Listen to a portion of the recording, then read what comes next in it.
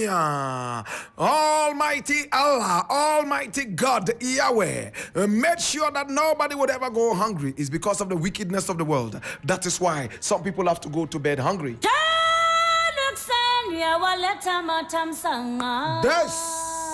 This is the African history class, and my name is certainly Blakk Rasta.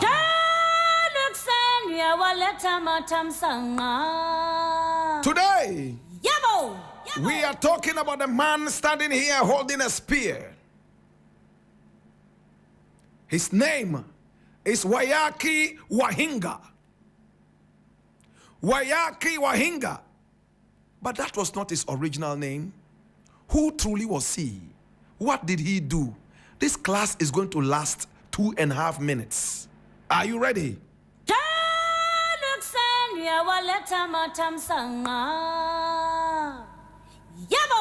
Now WAIYAKI is spelled W-A-I-Y-A-K-I. Wahinga. Wa is W-A. Hinga is H-I-N-G-A. He was born to a man by name Kumale Oli Lemotaka.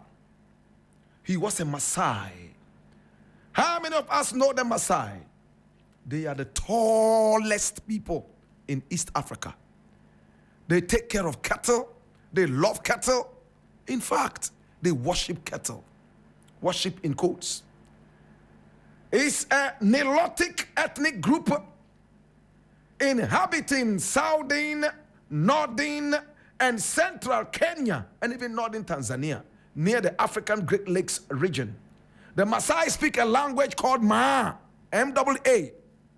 My brother, my sister, and they are such a wonderful people who most of the time are so tall.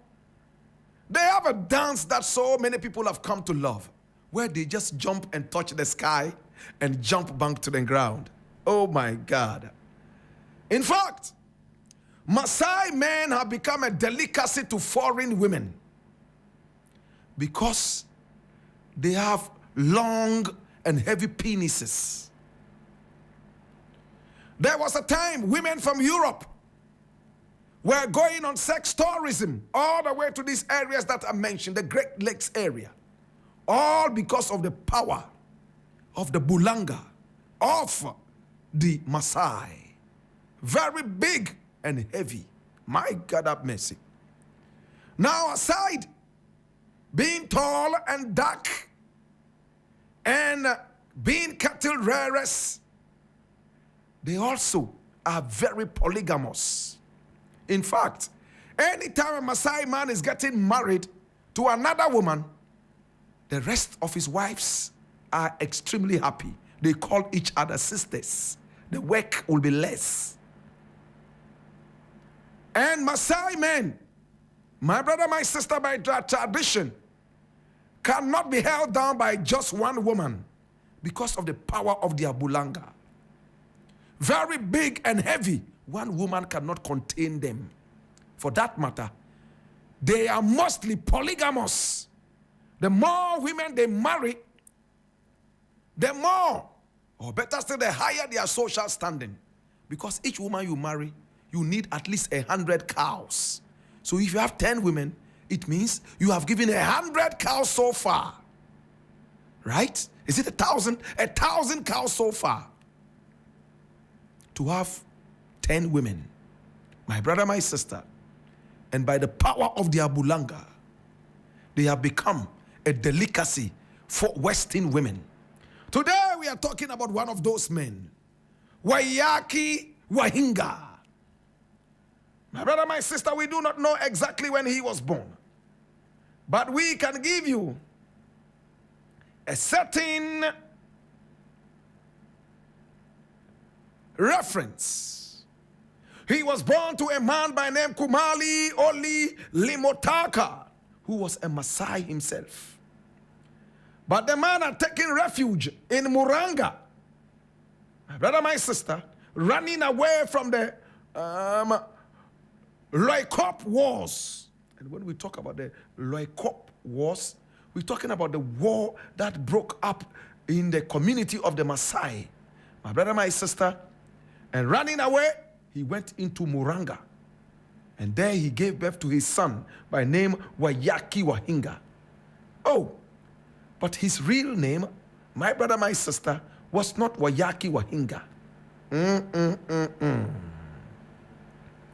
He was given the name Wahinga by the Kikiyu because he was a Maasai who had come to seek refuge amongst the Kikiyus. So they gave him the name Wahinga, which simply means the dissembler, somebody who sets apart. My brother, my sister. Growing up, he was only taking care of his cattle. The British were all over the area. And he wanted to do business with the British. But he realized that the British, in fact, were not being straight. Led by Frederick Lugard, he was able to sit with WAIYAKI, and they had a communication as to how they could do business together. But from one confusion to the other, one dishonest behavior to the other, WAIYAKI WA HINGA became a freedom fighter for his people, the Kenyans, against the British. The British tried several times to hold him captive, but he always eluded them. He was tall and handsome. He was always wielding a spear. Oh my God. He had so many cattle. He even owned a whole fort, F-O-R-T. He was so powerful. The British feared him. They wanted to bring him down.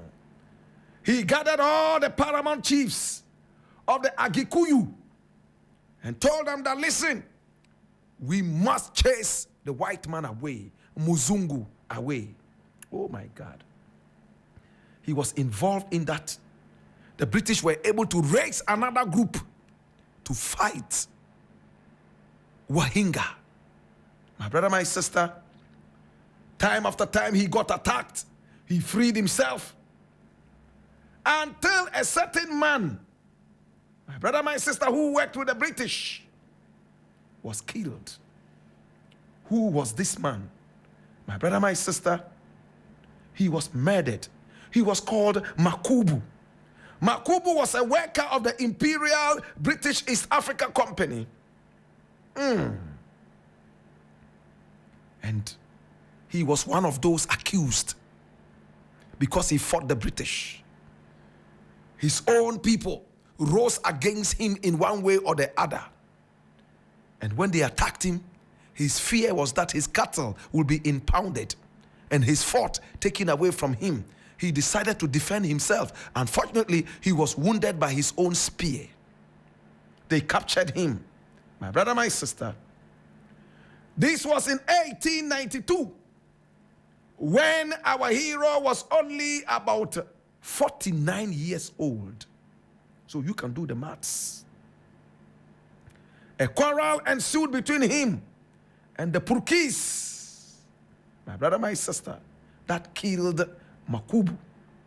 They came after him, and when he wounded himself, they carried him away to face trial. Oh my God, in Mombasa. Unfortunately, he never reached Mombasa, which became the capital of Kenya. He died on the way and was buried at Kibwezi, en route to the Kenyan coast. In fact, they honored him in Kenya as one of those heroes who fought for the independence of the nation, WAIYAKI WA HINGA. In fact, WAIYAKI Way in central Nairobi is named after him. Today we remember this great son of the land of Kenya, from the Maasai, becoming friends with the Kikiyu. Oh, WAIYAKI WA HINGA. He died at the age of 49. Today we remember you, Papa. Papa, in the burden of knowledge, I ask you now that you know what we do be and any ole mini oba fe yenzu na kagane mezaka yini ya pabango bokaya nang fifia inyanu kada wabana yenwa beden lele njian singa be konne so lele njiman singa be konne, the burden of knowledge. Tu babi